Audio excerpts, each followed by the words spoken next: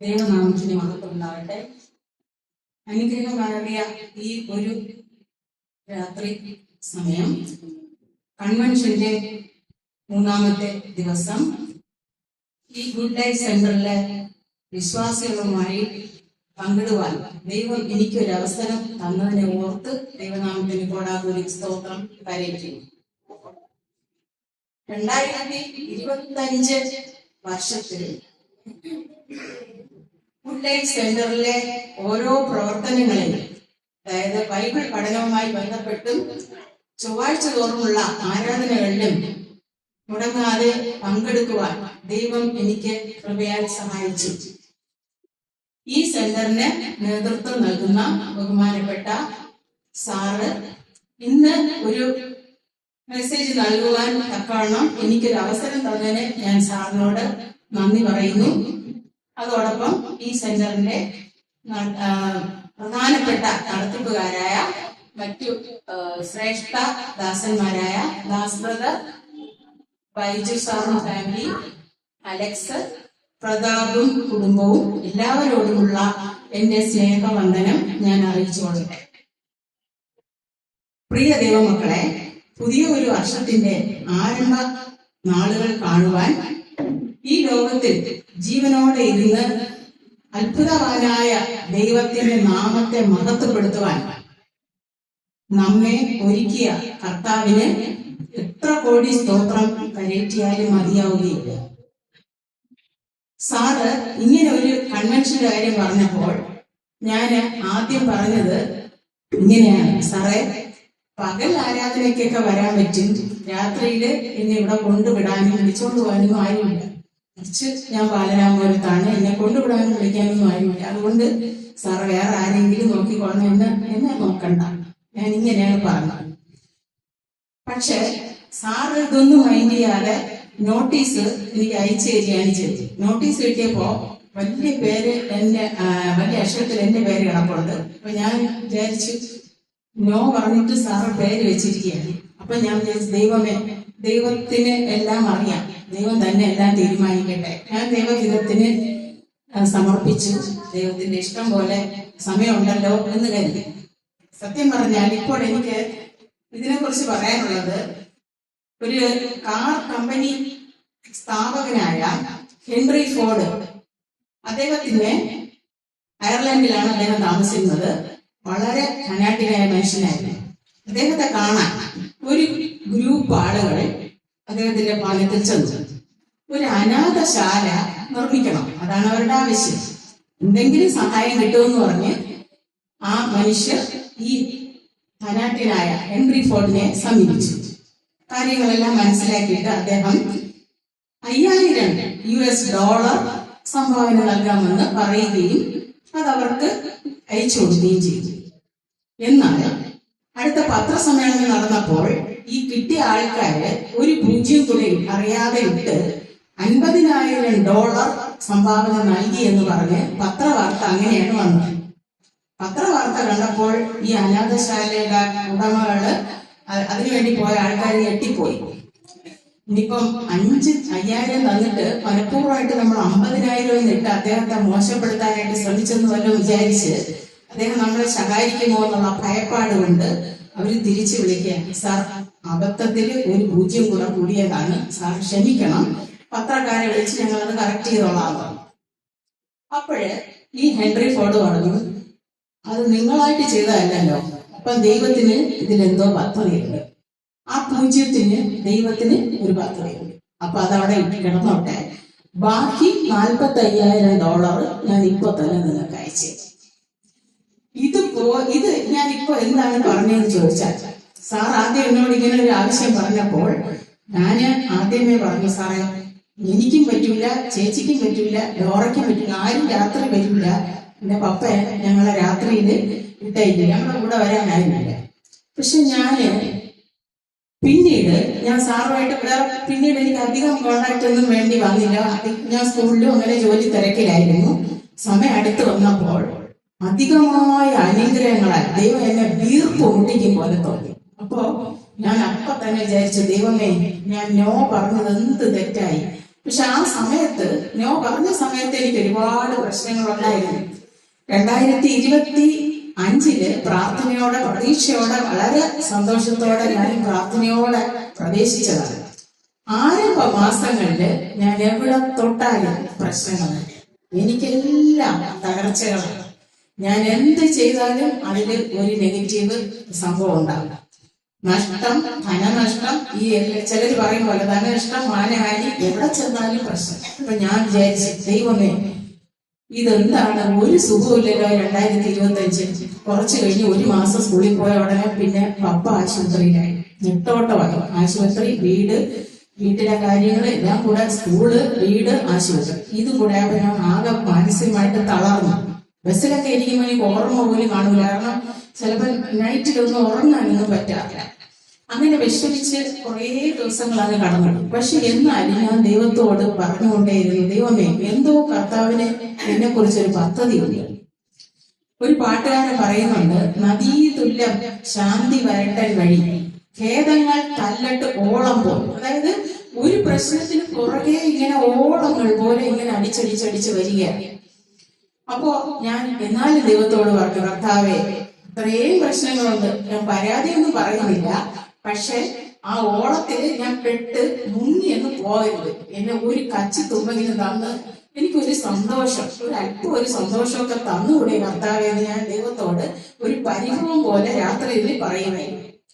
അങ്ങനെ ഇരുന്നു. കുറേ ദിവസങ്ങൾ അങ്ങനെ കടന്നുപോയി. ഏകദേശം നവംബർ ആയതോടെ ഞാൻ എവിടെ തൊട്ടാലും ദൈവം എനിക്ക് അത്ഭുതകരമായി, ഞാൻ എല്ലാ വാതിലും അടഞ്ഞു എന്ന് തീർച്ചപ്പെടുത്തിയ കാര്യങ്ങളിൽ എനിക്ക് അറിഞ്ഞുകൂടാ, അത്ഭുതകരമായിട്ട് ദൈവം എന്നോട് ഇടപെടാൻ പറഞ്ഞു. കാരണം അതുവരെയും ഞാൻ ദൈവത്തോട് ഒരു പരാതി പറഞ്ഞു. എനിക്കറിയാം, ഒരു ചിന്തകൻ, എഴുത്തുകാരൻ ഇങ്ങനെ പറഞ്ഞിട്ടുണ്ട്, മുമ്പോട്ടുള്ള പ്രയാണത്തിന് പുറകോട്ട് നോക്കുക എന്ന് പറഞ്ഞാൽ നമ്മുടെ ജീവിതത്തിൽ ചിലപ്പോൾ നമുക്ക് ഒട്ടും മുമ്പോട്ട് പോകാൻ പറ്റാത്ത ചില തടസ്സങ്ങൾ വന്ന് നമ്മളിങ്ങനെ സ്റ്റോപ്പായിട്ട് നിൽക്കും.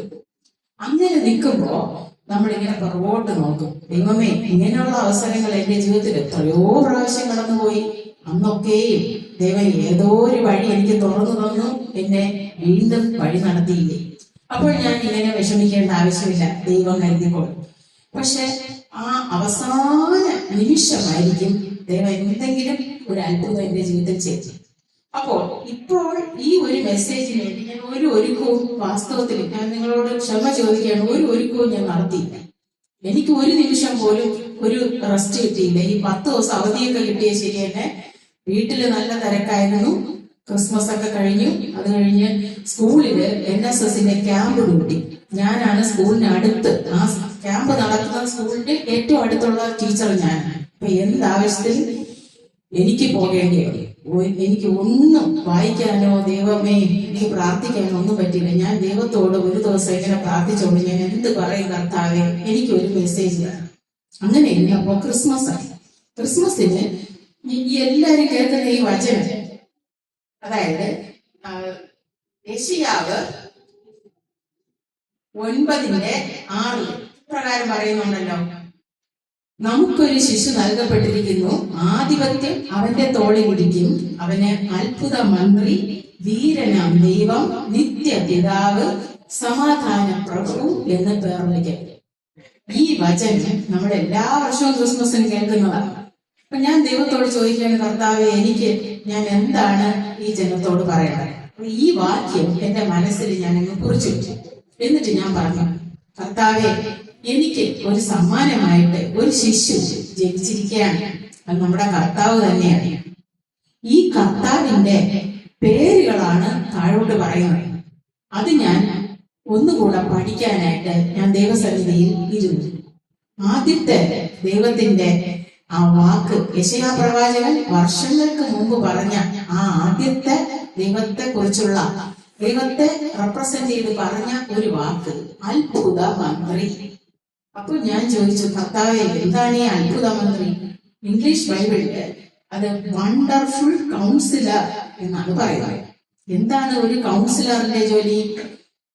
നമുക്ക് എന്തെങ്കിലും ഉത്തരം കിട്ടാത്ത പ്രശ്നങ്ങൾ വരുമ്പോൾ, നമുക്കായിട്ട് സോൾവ് ചെയ്യാൻ പറ്റാതെ വരുമ്പോൾ, നമ്മൾ ഒരു ആളിനെ, അതായത് വിദഗ്ധ പരിശീലനമുള്ള ഒരു മനുഷ്യൻ നമ്മളെക്കാൾ അറിവും ബുദ്ധിയുള്ള ഒരാളെ ചെന്ന് കാണും. അപ്പൊ അദ്ദേഹം പറയും, ഇത് ഈ പ്രശ്നത്തിന് ഇങ്ങനെ ചെയ്താൽ സൊല്യൂഷൻ ഉണ്ട്, അല്ലെങ്കിൽ ഇന്ന ഡോക്ടറെ കണ്ടാൽ നിങ്ങളുടെ പ്രശ്നങ്ങൾ മാറും. ഇത് പറഞ്ഞു തരുന്ന ആളാണ് കൗൺസിലർ. അപ്പൊ ഞാൻ വിചാരിച്ചു, ദൈവമേ, എന്റെ ജീവിതത്തില് കർത്താവെ, നീ എങ്ങനെയാണ് വണ്ടർഫുൾ കൗൺസിലർ ആയിരുന്നത്. അത് ഞാൻ ഇങ്ങനെ ആലോചിച്ചപ്പോൾ വളരെ വളരെ വളരെ സംഭവങ്ങൾ, ഒരുപാട് സംഭവങ്ങൾ ദൈവം എന്നെ ഉണർത്തി. ഈ കാര്യം ഞാൻ നിനക്ക് പറഞ്ഞു തന്നിട്ടില്ലേ, ഈ കാര്യം പറഞ്ഞിട്ടപ്പോ ഞാൻ വിചാരിച്ച കർത്താവെ, ഒരുപാടുണ്ട്, ഇതിലേത് ഞാൻ ഇവിടെ പറയണം. അപ്പോഴാണ് ഈ കഴിഞ്ഞ ക്രിസ്മസ് നാളുകളിൽ എന്റെ സ്കൂളിൽ നടന്ന ഒരു സംഭവമായിട്ട് ഒത്തിണക്കി ഞാൻ ഇത് ചിന്തിച്ചു. അതായത് ഞാൻ എല്ലാ ദിവസവും പോകുന്നത് പോലെ ക്ലാസ്സിൽ പഠിപ്പിക്കാനായിട്ട് പോയി.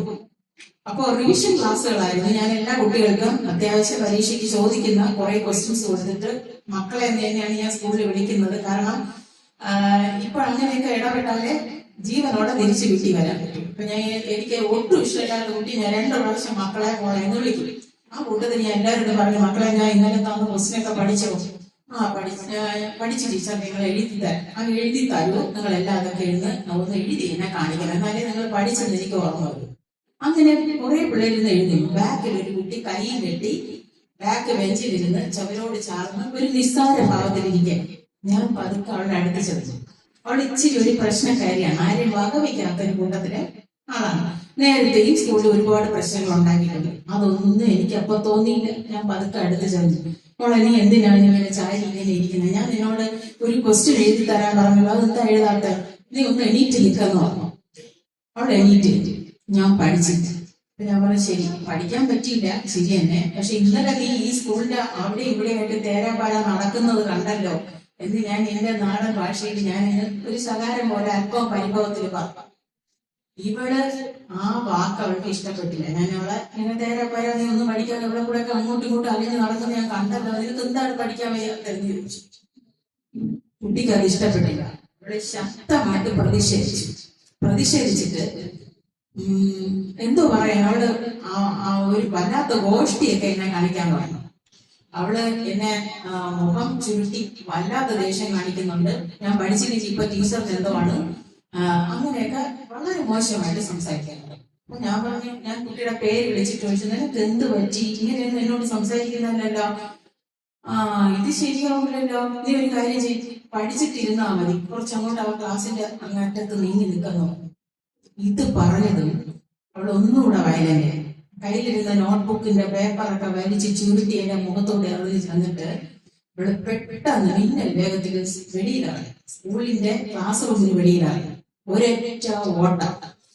എന്റെ നല്ല ജീവനും പോയി. ഈ കുട്ടി നേരെ താഴോട്ട് ഇറങ്ങി റോഡിലോട്ടാണ് ഓടുന്നത്. ഞാൻ പരിഭ്രമിച്ചു പോയി. എന്നിട്ട് ഇവിടെ പോകാൻ നേരത്ത് കുട്ടികൾ പറയുന്നതാണ്, ഞാനത് ശ്രദ്ധിച്ചില്ല, വല്ലാത്ത, ആരും ഉപയോഗിക്കാത്ത ഒരു വല്ലാത്ത അസഭ്യമായിട്ടുള്ള ഒരു വല്ലാത്ത തെറി എന്നെ ഇവിടെ വിളിച്ചിട്ടാണ് അവിടെ ഓടുന്നത്. അത് ഞാൻ കേട്ടില്ല. എനിക്കിവിടെ എങ്ങനെയെങ്കിലും പിടിക്കാം. ഞാൻ പുറകെ ഓടയാണ്. ഞാൻ അന്തം വിട്ടോടിയിട്ട് ഞാൻ സാറന്മാരുടെ അടുത്ത് പറഞ്ഞു, സാറേ, ആ കുട്ടി ആ റോഡിലോട്ട് പോകുന്നു, പിടിച്ചോളായിരുന്നു. 2-3 സാറന്മാരും പിന്നെ അവിടുത്തെ ഞങ്ങളെ സഹായിക്കുന്ന ഒരു ചേച്ചിയും കൂടെ ഓടിച്ചെന്ന് അവളെ, ഞാൻ പറഞ്ഞു, വളരെ നൈസായിട്ട് വിളിച്ചോളണം, ദേഷ്യപ്പെടരുത് എന്ന് പറഞ്ഞു. അവരെല്ലാരും കൂടെ വിദഗ്ധമായിട്ട് കൈകാര്യം ചെയ്ത് ആ കുട്ടി കൊണ്ടുപോകും. സംഭവം എല്ലാം കഴിഞ്ഞു. പിന്നെ ഈ പറഞ്ഞാലും അമ്മയെ കൊന്നാലും 2 പക്ഷമുണ്ട്. അവിടെ ടീച്ചേഴ്സ് യൂണിയനിൽ 2 വിഭാഗമായി. ടീച്ചർ എന്തോ മോശമായിട്ട് കുട്ടിയോട് സംസാരിച്ചു. ഗുരുവാൻ ടീച്ചർ അല്ലെങ്കിലും പെട്ടെന്ന് ദേഷ്യം കാരണം ആളാണ്. ശരിയാണ്, ചില സമയത്ത് എനിക്ക് ഭയങ്കര ദേഷ്യമൊക്കെ ഉണ്ട്. അന്ന് പക്ഷെ ഞാൻ അത്രയൊന്നും കാണിച്ചില്ല. ഇത് എന്താണ് സംഭവിച്ചതെന്ന് എനിക്ക് ഓർമ്മ.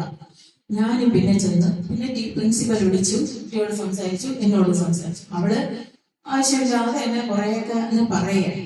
അപ്പൊ ഞാൻ പറഞ്ഞു, ടീച്ചർ, ഈ കുട്ടി നോർമലല്ല, ഈ കുട്ടിക്ക് എന്തോ പ്രശ്നമുണ്ട്, അവൾ എന്നെ ഇങ്ങനെയൊന്നും പറയുന്നതല്ല, വീട്ടിലറിയിക്കണം. ടീച്ചർ വീട്ടിൽ വിളിച്ചപ്പോ അമ്മ പറയാണ്, അയ്യോ, ഞങ്ങൾ ഇവിടെ നിർത്തിയിട്ട് കിടക്കുകയാണ്, എന്റെ പൊന്നു ടീച്ചറെ, ഇനി ഞങ്ങൾ സ്കൂളിലോട്ട് വിളിക്കരുത്, അവൾ അടിച്ച് എന്ത് വേണോ ചെയ്തോ, ഞങ്ങൾ ചോദിക്കാൻ വരില്ല, ഞങ്ങൾക്ക് വേണ്ട, പ്രശ്നമില്ല, അവളെ നമുക്ക് ഏറ്റെടുക്കാൻ പറ്റും, നമുക്ക് വീട്ടിൽ കൊണ്ടുവരാൻ പറ്റും. അങ്ങനെ പിന്നെ സമാധാനപ്പെടുത്തി എല്ലാവരും കൂടെ പ്രശ്നമൊക്കെ സോൾവ് ചെയ്തു. അവള് വീട്ടിൽ പോയി. അടുത്ത ക്രിസ്മസ് ആയിരുന്നു. 2-3 ദിവസം കഴിഞ്ഞപ്പോൾ കുട്ടിക്ക് തന്നെ ബോധ്യപ്പെട്ട്. മറ്റു കുട്ടികളൊക്കെ എന്നെ കുറ്റം പറയുന്നുണ്ട്, പക്ഷെ കുട്ടികളോട് മറ്റു കുട്ടികളുടെ അടുത്തൊക്കെ ഒരു കൗൺസിലർ വന്ന് ഉടനെ റിപ്പോർട്ട് എടുത്തു. എന്താണ് ഈ ടീച്ചർ ചെയ്തത്, എന്താണ് കുട്ടി ചെയ്തത്. റിപ്പോർട്ടിന് പുറത്തുനിന്ന് ആള് വന്നു സംസാരിച്ചു. എല്ലാ കുട്ടികളും ഒറ്റ സ്വരത്തിൽ പറഞ്ഞു, ടീച്ചർ ആവശ്യമില്ലാതെ അവള് വൈകാതിരുന്ന് അവളെ പ്രകോപിപ്പിച്ച് എണീപ്പിച്ച് നിർത്തി. ഇപ്പൊ തന്നെ ക്വസ്റ്റ്യന്റെ ആൻസർ പഠിക്കണമെന്ന് പറഞ്ഞു. അവളെ എന്തോ ഇറിറ്റേറ്റ് ചെയ്ത് സംസാരിച്ചു. അത് കാരണം അവൾ ഓടി. ടീച്ചറിനാണ് കുഴപ്പം. അപ്പൊ വന്ന റിപ്പോർട്ടർ പറഞ്ഞു, ടീച്ചറിന് എന്തോ കുഴപ്പമുണ്ട്, കുട്ടിക്ക് യാതൊരു കുഴപ്പമില്ല. ഞാൻ വല്ലാത്ത സങ്കടത്തിലായി. ആരോട് പറയാം, കർത്താവേ എന്നെ രക്ഷിക്കണേ എന്ന് പറഞ്ഞു. അടുത്ത് പിന്നെ ഭീഷണിയായി. ആ കുട്ടി ചൈൽഡ് ലൈനിൽ പോവും, ഡയറക്ടറേറ്റിൽ പരാതി കൊടുക്കും, ടീച്ചർ ഒരു പരിവാകുന്നു. ഞാൻ പേടിച്ച് വിഷമിച്ച് ദൈവത്തോട് വീട്ടിൽ വന്ന് കുറച്ച് സങ്കടമൊക്കെ ഹസ്ബൻഡിനോട് പറയുമ്പോൾ, അല്ലെങ്കിൽ നിനക്ക് ഭയങ്കര ദേഷ്യമാണ്, നിനക്ക് ഈ പിള്ളേരെ കൈകാര്യം ചെയ്യാറില്ല, അനുഭവിച്ചോ, പറഞ്ഞെടുത്ത് വെച്ച് കാണാം എന്നൊക്കെ പറഞ്ഞു. ഞാൻ ആകെ പേടിച്ച് കുറച്ച് കർത്താവെ രക്ഷിക്കണേന്ന് പറഞ്ഞു. ദിവസങ്ങൾ കടന്നുപോയി. ഈ കുട്ടി 3-4 ദിവസം ക്രിസ്മസ് സെലിബ്രേഷൻ കേക്കൊക്കെ മുറിച്ച് നമ്മളെല്ലാരും കൂടെ ആ ക്ലാസ്സിൽ സെലിബ്രേഷൻ നടക്കണം. അപ്പൊ മറ്റു കുട്ടികളെ എല്ലാരെയും ടീച്ചേഴ്സിനെ ക്ഷണിക്കണ പോലെ ടീച്ചറും കൂടെ വരമേ ക്ലാസ്സിലെന്ന് വിളിച്ചു. ഞാൻ അടച്ചടച്ചു പോയി. ഈ കുട്ടിയെ കാണാൻ എനിക്കും വേണ്ടി, അവർക്ക് എന്നെ കാണാൻ വേണ്ടി. ഞാൻ പതുക്കെ എല്ലാ ടീച്ചേഴ്സിനെയും പിറകെ തപ്പി പോയപ്പോ ഇവിടെ ഫ്രണ്ടിൽ നിൽപ്പുണ്ട്. പക്ഷെ എന്നെ കണ്ടതിന് നിങ്ങൾ ബാക്കിലോട്ട് അങ്ങ് വലിഞ്ഞു. അപ്പോഴെനിക്ക് ദൈവം ഒരു ബുദ്ധി വരും. അതാണ് ഈ വണ്ടർഫുൾ കൗൺസിലർ എന്തെന്ന് പറയാനാണ് ഈ കഥ എല്ലാം പറയുക. ദൈവം എന്നോട് പറഞ്ഞു, അവളൊരു കൊച്ചുകുട്ടിയാണ്, നീ ദേഷ്യം കാണിക്കേണ്ട ആവശ്യമില്ല. അവള് നിന്നെ കാണുമ്പോൾ ഒളിച്ചൊളിച്ച് മാറി നിൽക്കുന്നത് അവൾക്ക് തെറ്റ് ചെയ്തു പോയതിന്റെ ആ ഒരു സങ്കോചം എന്നെ ഫേസ് ചെയ്യാനുള്ള മടി കൊണ്ടാണ്. ഞാൻ വ്യക്തമായിട്ട് പേരെടുത്ത് വിളിച്ചു. മുമ്പോട്ട് ഞാൻ ചെന്ന് കേക്ക് മുറിക്കുന്ന എന്റെ അടുത്ത് നിന്നിട്ട് ഞാൻ ആ കുട്ടിയുടെ പേര് വിളിച്ചു. അവളെ ഇങ്ങനെ അന്തപ്പെട്ട് നോക്കണം, വഴക്ക് പറയുമല്ലോ ആയിരിക്കും. ഞാൻ പെട്ടെന്ന് ദൈവം എന്നോട് പറഞ്ഞു, ഒരു കേക്കിന്റെ പീസ് മുറിച്ച് അവളുടെ വായിൽ വെച്ച് കൊടുക്കാം. ഞാൻ പറഞ്ഞു, മോളെ എന്തോ ഇന്ന് ക്രിസ്മസ് അല്ലേ, ക്രിസ്മസ് ആഘോഷമല്ലേ. ഞാൻ ഒരു പീസ് കേക്ക് കട്ട് ചെയ്ത് അവളുടെ വായിൽ വെച്ചു. അവളിങ്ങനെ സന്തോഷം കൊണ്ട് ഇങ്ങനെ അങ്ങ് തുള്ളി ചാടി ഇത്രയേ ഉള്ളൂ, പ്രശ്നം ഇത്രയേ ഉള്ളൂ. ഇവിടെ ഓടി വന്ന് വേറൊരു പീസ് എടുത്ത് ടീച്ചറിന് എനിക്ക് കേക്ക് തരണം. ഞാൻ വാ തുറന്നു കൊടുത്തു. ഞാൻ വാ തുറന്നു കൊടുത്തു. ഭയങ്കര സീനൊക്കെ ആയിരുന്നു. പിന്നെ അവിടെ നിന്നില്ല. ഞാൻ കേക്ക് കൊടുത്തിട്ട് ഞാൻ പുറത്തിറങ്ങാം. ഇവിടെ എന്റെ പിറകെ ഓടി വരെയാണ്. കണ്ണീരൊലിപ്പിച്ചോണ്ട് എന്ന് പറഞ്ഞു, ടീച്ചറെ എനിക്ക് അന്ന് എന്തോ ഒരു പ്രശ്നമായിരുന്നു, എനിക്ക് എന്തോ പറ്റിയതാണ്. ഞാൻ ടീച്ചറിനെ വല്ലാത്ത ഒരു ചീത്ത വാക്ക് വിളിച്ചു. ടീച്ചറിന് വിഷമമുണ്ടല്ലേ? ഞാൻ പറഞ്ഞു, നീ അങ്ങനെ വിളിച്ചു ഞാൻ കേട്ടില്ലല്ലോ. അത് ചുമ്മാ. ടീച്ചറിന്റെ ജീവിത കാലത്ത് ഒരു കുട്ടിയുടെ കയ്യിൽ നിന്ന് ഇങ്ങനെ ഒരു ചീത്ത ടീച്ചറിന് കിട്ടി കാണൂല. ഞാൻ പറഞ്ഞില്ല മോളെ, ഞാൻ കേട്ടില്ല. ആ ടീച്ചറെ എന്നോട് ക്ഷമിക്കണം.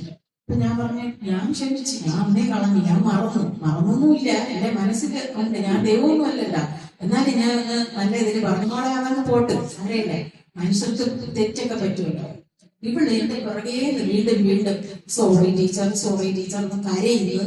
ഞാൻ പറഞ്ഞു, മോളെ ഒരു പ്രാവശ്യം പറഞ്ഞു, ആ വാക്കിനൊരു വിലയുണ്ട്, എന്നെ എനിക്ക് ഭയങ്കര ഇഷ്ടമാണ്. ഞാൻ ഒരു കെട്ടിപ്പിടിച്ച് ഞാൻ ഒന്ന് അണച്ച് നിർത്തിയിട്ടുണ്ട്. കുറച്ച് ദിവസങ്ങൾ കഴിഞ്ഞു. അപ്പൊ ടീച്ചേഴ്സ് എന്നെ ആരോപിച്ച് എന്നെ കൊല്ലാൻ വേണ്ടി നിന്ന ആളുകളെല്ലാം കാറ്റൂരി വിട്ട പോലെ, കാരണം അവർക്കാളൊക്കെ ഇപ്പൊ എന്റെ അടുത്താണ് അവളെ കമ്പനി. അപ്പോ ഞാൻ വിചാരിച്ചു, കർത്താവേ ഇത് ദൈവത്തിന്റെ ഒരു പദ്ധതിയാണല്ലോ. ഞാൻ അത്ര പെട്ടെന്ന് ക്ഷമിക്കുന്ന ആളൊന്നുമല്ല. എന്നോട് ദൈവം പറഞ്ഞു ഇതാണ് വഴി. അപ്പൊ മറ്റേ ടീച്ചേഴ്സ് എല്ലാം പറഞ്ഞു, വിദ്വാൻ ടീച്ചർ രക്ഷപ്പെട്ട്, ഇനി ആ കുട്ടി പരാതി ഒന്നും കൊടുക്കില്ല. അപ്പൊ ഞാൻ പറഞ്ഞു, പരാതി കൊടുക്കണമില്ല, ക്രിസ്മസ് അല്ലേ, ക്രിസ്മസ് എന്ന് പറഞ്ഞാൽ ക്ഷമയാണ്. നമ്മുടെ കർത്താവിൽ ജനിച്ച ദിവസമാണ്. അന്ന് ഞാൻ അവളോട് ദേഷ്യം കാണിച്ചിട്ട് എന്ത് കാര്യം? പിന്നെ അതെല്ലാം മനസ്സുള്ള ഞാൻ പിന്നീട് മനസ്സിലാക്കിയത്, ആ കുട്ടിക്ക് ചെറിയ മാനസികമായിട്ടുള്ള പ്രശ്നങ്ങളുണ്ടായിരുന്നു. ആ കുട്ടി പരീക്ഷയ്ക്ക് വന്നില്ല. അവളിപ്പോൾ ഹോസ്പിറ്റലില് ട്രീറ്റ്മെന്റിലാണ്. ഞാൻ എന്ന് ഓൾറെഡി പ്രാർത്ഥിക്കുന്നുണ്ട്, ദൈവം അവൾക്ക് സുഖം കൊടുക്കട്ടെ. അപ്പൊ ദൈവം ചില കാര്യങ്ങള് നമ്മളെ ഒന്ന് റീകൺസിലേഷൻ, നമുക്ക് നിരപ്പിന്റെ അനുഭവം തരാനായിട്ട് ദൈവം ചിലപ്പോൾ നമ്മോട് സംസാരിച്ച് ചില സൂത്രങ്ങൾ ചില സമയത്ത് തക്ക സമയത്ത് നമുക്ക് വേണ്ടുന്ന ഉപദേശം തരും. അത് പരിശുദ്ധാത്മാവിന്റെ ഇടപെടലാണെന്ന് ഞാൻ ഇന്നും വിശ്വസിക്കുന്നുണ്ട്. അപ്പോ ഇതുപോലുള്ള ഒരു 100 സംഭവങ്ങൾ നമ്മുടെ ജീവിതത്തിൽ നമുക്ക് പറയാം. അതാണ് വണ്ടർഫുൾ കൗൺസിൽ. രണ്ടാമതായിട്ട് ഞാൻ വിചാരിച്ചു, കർത്താവേ, മൈറ്റി ഗോഡ്, വീരനാം ദൈവം, ഇതെന്താണ് വീരശൂരത്വം? വീരനായ ദൈവം. അപ്പോഴും ഞാൻ പഴയ നിയമ കാലഘട്ടത്തിലോട്ട് കടന്നു. ദാവീദ് ഒരിത്തിരി പോന്ന ബാലനായ ദാവീദിന്റെ മുമ്പില് മല്ലനായ ഗോലിയാത്ത് വന്നു നിന്നു. അപ്പോഴ് ദാവീദിന്റെ കയ്യിൽ വേറെ ആയുധങ്ങളൊന്നുമില്ല. അപ്പൊ ശൗല് പറയാണ്, എടാ ചെറുക്ക, ഇത്രേ ഉള്ളു, നീ അവിടെ ചെന്ന് ചാടിക്കൊടുത്താൽ ദാവീദ് നിന്നെ ഗോലിയാത്ത് നിന്നെ തകർത്ത് വിടും. പിന്നെ ഇവിടെ വന്ന് കരഞ്ഞിട്ടൊന്നും കാര്യമില്ല. അതുകൊണ്ട് നീ ഒരു കാര്യം ചെയ്ത് എന്റെ പടച്ചട്ടയും എന്റെ ആയുധങ്ങളും എല്ലാം നീ കൊടുത്തു. ദാവീദ് ഇതൊക്കെ എടുത്തിട്ടപ്പോ ശൗൽ രാജാവിന്റെ ഇത്രയും ഭാരിച്ച ആയുധങ്ങളൊന്നും ദാവീദിന് സ്യൂട്ടാവില്ല. അപ്പൊ ദാവീദ് ഇട്ട് നോക്കിയിട്ട് കരം കൊണ്ട് താങ്ങാൻ വയ്യ. ദാവീദ് അത് ഊരി വെച്ചിട്ട് പറഞ്ഞു, ദാവീദ് രാജാവിനോട് പറഞ്ഞു, രാജാവേ, ഇത് എനിക്ക് പറ്റൂല, ഇതൊന്നും ഇട്ട് എനിക്ക് ശീലമില്ലാത്ത കാര്യങ്ങൾ ഞാൻ ഇങ്ങനെ ചെയ്യും, എനിക്കിതൊന്നും വേണ്ട. ഞാൻ പോകുന്നത് എന്നെ നിന്ദിച്ച ആ ഗോലിയാവിന്റെ നേരെ ഞാൻ പോകുന്നത് എന്റെ ദൈവത്തിന്റെ ശക്തിയാണ്, എന്റെ ദൈവത്തിന്റെ കൃപയാണ് ഞാൻ പോകുന്നത്. അല്ലാതെ ദാവീദിന്റെ ഈ ശൗൽ രാജാവിന്റെ ആയുധം കണ്ടോന്നുമല്ല ഞാൻ പോകുന്നു. എന്നിട്ട് എന്താണ് സംഭവിച്ചത്? 2 കല്ലും കവണയും എടുത്ത് തലയ്ക്കടിച്ചു കൊടുത്തു. ഇതാ കിടക്കുന്നു ഗോലിയാത്ത്, ഇതാ കിടക്കുന്നു. ഇതാണ് വീരനായി. ഇതുപോലുള്ള അനുഭവങ്ങൾ എന്റെ ജീവിതത്തിൽ പല പല പല പ്രാവശ്യം വന്നിട്ടുണ്ട്. ഒരു ആയുധവും ഇല്ലാതെ സ്കൂളിലായാലും ഭവനത്തിലായാലും ഒരുപാട് നിന്ദകളും പരിഹാസങ്ങളും നമുക്കെതിരെയുള്ള എന്തുകൊണ്ട് നമ്മളെ ഇങ്ങനെ നിർത്തി നമ്മളെ വിചാരണ ചെയ്യണത് പോലുള്ള പ്രശ്നങ്ങൾ വന്നിട്ടുണ്ട്. അപ്പോഴ് ദൈവം നിസ്സാര കാര്യങ്ങളിലൂടെ ദൈവം എന്നെ ശക്തീകരിച്ചു. വീരനാം ദൈവമായിട്ട് ദൈവം എനിക്ക് പ്രത്യക്ഷപ്പെട്ടിട്ടുള്ള പല സംഭവങ്ങളുണ്ട്. ഞാനിപ്പോൾ അത് പറയാൻ ഉദ്ദേശിക്കുന്നില്ല. അപ്പോൾ ഈ വീരനാം ദൈവം, യോസേഫിന്റെ ദൈവം, നമ്മൾ പാട്ട് പാടാറില്ലേ? അബ്രഹാമിൻ ദൈവം, ഇസഹാക്കിൻ ദൈവം, യാക്കോബിൻ ദൈവം, എന്റെയും ദൈവം, അല്ലെ? അത്രയും മനുഷ്യരെ സഹായിച്ച ദൈവം ഇന്നും ജീവിക്കുന്നുണ്ട്. ആ ദൈവം വീരനാം ദൈവമായി നമ്മുടെ മധ്യവും. നമ്മൾ ഒന്നിനെ കുറിച്ചും ഭയപ്പെടേണ്ട ആവശ്യമില്ല. അടുത്ത വാക്ക് ഞാൻ നോക്കിയപ്പോൾ എവർ ലാസ്റ്റിംഗ് ഫാദർ.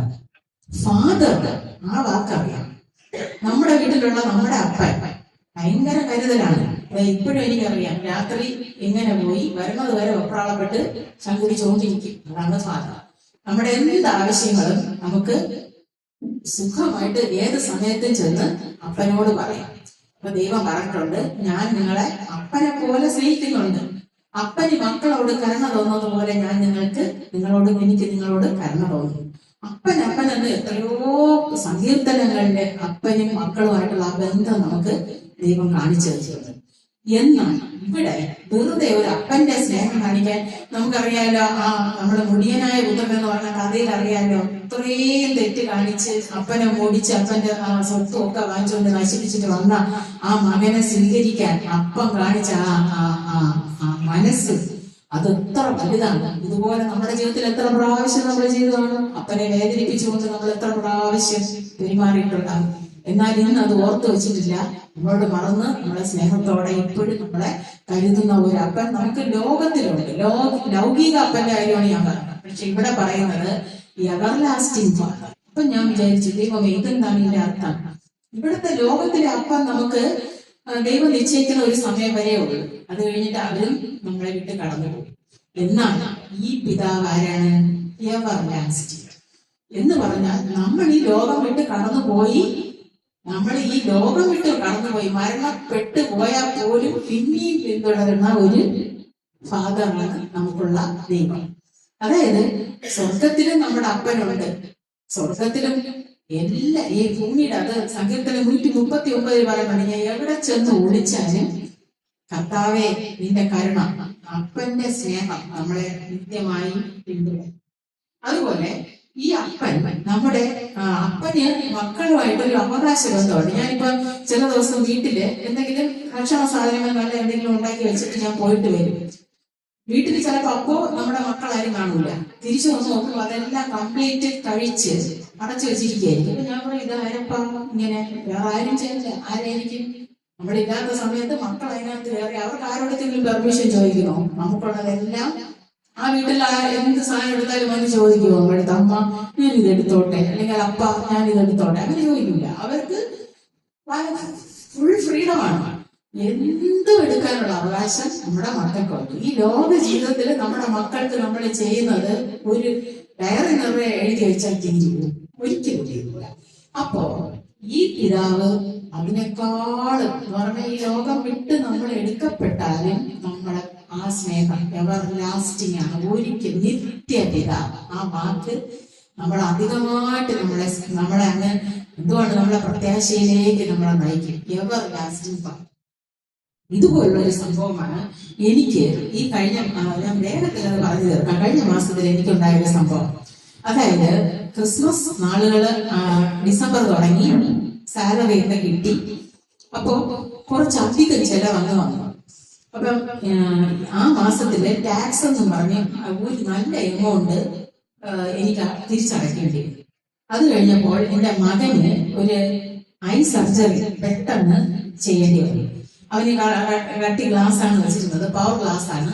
അപ്പൊ മുതിർന്നതിന് ശേഷം ഒരു സർജറി ചെയ്താൽ അത് മാറുമെന്ന് ഡോക്ടർ പറഞ്ഞിരുന്നു. അതിന് പ്രകാരം ഈ മാസത്തില് ദൈവകൃപയാൽ അവനൊരു ഐ സർജറി ചെയ്യേണ്ടി വന്നു. ഗ്ലാസ് ഇല്ലാതെ, ദൈവനാമത്തിൽ മഹത്വം ഉണ്ടായിട്ട്, ഗ്ലാസ് ഇല്ലാതെ അവനിപ്പോ പൂർണ്ണമായിട്ട് കാഴ്ച കിട്ടി. അവൻ പുസ്തകമൊക്കെ അവൻ ഗ്ലാസ് ഇല്ലാതെ വായിക്കേണ്ടപ്പോ അവന്റെ ഹൃദയം ദൈവത്തോട് നന്ദിയോടെ ഞാൻ ദൈവത്തെ സ്തുതിച്ചു. 7ാം ക്ലാസ്സിൽ വെച്ച ഗ്ലാസ് ആണ്. അതവന് അധികമായ ഒരു ഭാരം ഉണ്ടാക്കിക്കൊണ്ടിരുന്നു. അപ്പൊ അതിന്റെ ചെലവും എന്റെ കയ്യിൽ നിന്നും എന്റെ ഹസ്ബൻഡിന്റെ കയ്യിൽ ധാരാളം കാശായി. അവസാനം ഞാൻ ഒരു ദിവസം ഡിസംബർ ക്രിസ്മസ് അടുക്കാറായപ്പോ ഞാൻ രാത്രിയില് ഞാൻ എന്റെ അക്കൗണ്ട് പരിശോധിച്ചു. അപ്പോഴ് അത്യാവശ്യം തട്ടിമുട്ടി പോകാനുള്ള കാശ് എന്റെ ഉള്ളൂ. അപ്പൊ ഞാൻ ദൈവത്തോട് രാത്രിയിൽ പറയുകയാണ്, കർത്താവേ, ഇത്രയും പൈസ വെച്ച് ഞാൻ എങ്ങനെ ക്രിസ്മസ് ആഘോഷിക്കും? ഞാൻ ഒരു അപ്പൻ്റെ അടുത്ത് ചോദിക്കുന്ന പോലെ ചോദിക്കുകയാണ്, ഇത്രയൊന്നും എനിക്ക് പോരാ. ഈ ക്രിസ്മസ് എനിക്ക് ഇത്രയും വെച്ചൊന്നും തയ്ക്കാൻ പറ്റില്ല. ഇങ്ങനെ തട്ടിമുട്ടി ക്രിസ്മസ് ഒന്നും കൊണ്ടാടാൻ എനിക്ക് പറ്റില്ല. എനിക്ക് കുറച്ച് പൈസ വേണം, എനിക്ക് കുറച്ച് കാശുകൂടെ വേണം. ഞാൻ എന്ത് ചെയ്യട്ടെ? അപ്പോഴെന്റെ മനസ്സിൽ മാനുഷികമായിട്ട് എനിക്ക് തോന്നി, കാശുള്ള ഏതെങ്കിലും ബന്ധുക്കൾ എടുത്ത് ചോദിക്കും. അപ്പൊ ഞാൻ ആളെയൊക്കെ നിശ്ചയിച്ചു വെച്ചു. ഞാനെടുത്ത് ചെന്ന് ഇത്ര രൂപ ചോദിച്ചു, ക്രിസ്മസ് കഴിഞ്ഞിട്ട് അടുത്ത സാലറി കിട്ടുമ്പോൾ കൊടുക്കാം. അങ്ങനെയൊക്കെ ഞാൻ തീരുമാനിച്ച് അടുത്ത നേരം എടുത്തു ഞാൻ വെറുതെ കൂടെ വീണ്ടും ഞാൻ എന്റെ അക്കൗണ്ട് പരിശോധിക്കുന്നു. ഞാൻ ഞെട്ടിപ്പോയി. വല്ലാത്തൊരു എമൗണ്ട്, ഞാൻ എന്റെ ഫുൾ സാലറിയിൽ നിന്നും കയറി വരുന്ന ഒരു എമൗണ്ട് അതിനകത്ത് കിടക്കും. ഞാൻ ഞെട്ടിത്തരിച്ചുകൊണ്ട് ഞാൻ ഹസ്ബൻഡിനെ വിളിക്കാം. സ്നേഹം കൂടിയിട്ട് എനിക്ക് ഇങ്ങോട്ട് ഒരു അയച്ചു തന്നെയാണോ എന്ന് ചോദിച്ചു. പിന്നെ എന്റെ എല്ലാ കാശും ചേർന്നിരിക്കണം, നിനക്ക് പൈസ അയച്ചു തരാനോ? അതൊന്നുമില്ല. മോളെ വിളിച്ചു, ജോലി കിട്ടിയല്ലേ മക്കൾ, അമ്മയ്ക്ക് പൈസ അയച്ചോ? കൊള്ളാം, അമ്മയ്ക്ക് ഞാൻ പൈസ അയച്ചു തരാൻ. എന്റെ തന്നെ ഇച്ചിരിയേ ഉള്ളൂ, എനിക്ക് ഒരു മാസമൊന്നും ആയില്ലല്ലോ അമ്മ സാലറി ആയില്ല. പിന്നെ എനിക്ക് ഒരു പിടിയില്ല. പിന്നെ പലരെ ആലോചിച്ചു, ആരും എനിക്ക് പൈസ അയച്ചു തരാൻ അങ്ങനെ ആരും അയച്ചു തന്നിട്ടില്ല. ഞാൻ പിന്നെ പേടിച്ച് എന്റെ പ്രിൻസിപ്പലിനെ വിളിക്കുകയാണ്. രാത്രിയിലാണ് ഞാൻ പ്രിൻസിപ്പലിനെ വിളിച്ച് ചോദിച്ചു, ടീച്ചറെ, ഇങ്ങനെ ഒരു വല്ലാത്ത എമൗണ്ട് എന്റെ അക്കൗണ്ടിൽ വന്ന് കയറിയിട്ടുണ്ട്, ഇത് ഏതാണെന്ന് എനിക്ക് കിട്ടിയിട്ടില്ല. ടീച്ചർ വല്ല ഇൻക്രിമെന്റ് അരിയറോ വല്ലതും വന്നിട്ടുണ്ടോ വിളിച്ചു. ഇതാണി ഒരു അരിയറോ ഇല്ല. അപ്പൊ ഞാൻ പറഞ്ഞു, ഞാൻ സറണ്ടറിന്റെ പേപ്പർ തന്നിരുന്നില്ല, ഞാൻ പേപ്പർ വാല്യൂഷൻ പോയതിന്റെ റെമ്യൂണറേഷൻ വല്ലതും ആണോ? അത് PF പോയുള്ളൂ ഇന്ദ്രാണി, അക്കൗണ്ടിൽ വരില്ല, ഏതേത് പൈസ? പിന്നെ എനിക്കും ഒന്നും പറയാനില്ല. ഞാൻ എന്തായാലും ഹസ്ബൻഡിനെ വിളിച്ചു, ഇങ്ങനെ ഒരു എമൗണ്ട് വന്ന് കിടക്കും. അപ്പൊ പറഞ്ഞു, വല്ലവരും അക്കൗണ്ട് നമ്പർ തെറ്റി അയച്ചെന്നായിരിക്കും, ഒരു പൈസ എടുത്ത് ചെലവാക്കരുത്. കയ്യിൽ കിട്ടിയാൽ നിനക്ക് ചില്ലറ നീ കളിക്കും, അതുപോലെ ആ ഫോൺ വെച്ചിട്ട് കിടന്നുറങ്ങും. ഒരു ഒറ്റ പൈസ ഇല്ലെന്ന് എടുക്കരുത്. നാളെ വേറെ വിളി വരും, ബാങ്കിൽ നിന്നൊക്കെ വിളി വരും, സൂക്ഷിച്ചോന്നോളാം. ഞാൻ പിന്നെ പേടിച്ച് കറച്ച് ഫോണ് തൊടാതെ വെച്ചിട്ട് ഞാൻ കിടന്നുറങ്ങും. നേരം വെളുത്ത് വീണ്ടും സ്കൂളിൽ പോയപ്പോൾ അടുത്തിരുന്ന ടീച്ചേഴ്സിനോട് ഞാൻ പറയാണ്, സാറേ എനിക്കിങ്ങനെ ഒരു പൈസ വന്നിട്ടുണ്ട്. അപ്പൊ അവരെന്നെ കളിയാക്കി, ടീച്ചർ നിങ്ങൾക്കൊക്കെ കണക്കാക്കോ? ഞാൻ പറഞ്ഞു, ഇത് ആരുടെ പൈസയെന്ന് അറിഞ്ഞുകൂടാ. ഉടനെ അവർ സ്റ്റേറ്റ്മെന്റ് എടുക്കാൻ പറഞ്ഞു. ബാങ്കിൽ വിളിച്ചു, ബാങ്കിലൊന്നും ഇല്ല. എനിക്ക് പിന്നെ ആകെ പേടിയായി. അപ്പൊ ഒരു സാർ ബുദ്ധിയായിട്ട് പറഞ്ഞു, ടീച്ചർ അതിന്റെ മെസ്സേജ് ഒന്ന് നോക്കാം. ഞാൻ ഇങ്ങനെ മെസ്സേജ് മറിച്ച് നോക്കിയപ്പോ ഒരാഴ്ചക്ക് മുമ്പേ ഈ എമൗണ്ട് എന്റെ ബാങ്കിൽ വന്ന് കിടക്കുകയാണ്. ഞാൻ അറിഞ്ഞു.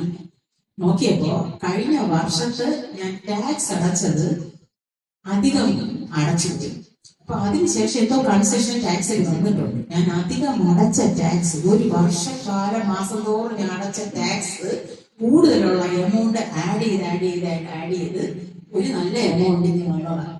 ഞാൻ അവിടെ നിന്ന് ഞാൻ 2 ചാട്ടം ഒന്ന് ചാടി. ഞാൻ എന്നിട്ട് പ്രിൻസിപ്പൽ ചോദിക്കാൻ എന്ത് പറ്റിയതാണ്, ഞാൻ പറഞ്ഞു ഞാൻ അടച്ച പൈസ എന്റെ പൈസ അല്ല, ഇത് ആരും തന്ന എന്റെ ടീച്ചർ, ഇത് കർത്താവ് ക്രിസ്മസ് ആഘോഷിക്കാൻ എനിക്ക് തന്നെയാണ് പറഞ്ഞു. ബാക്കി എല്ലാവരും ഹിന്ദുസാണ്, കാരണം ഇത് കർത്താവ് എനിക്ക് ക്രിസ്മസ് ആഘോഷിക്കാൻ തന്നെയാണ്.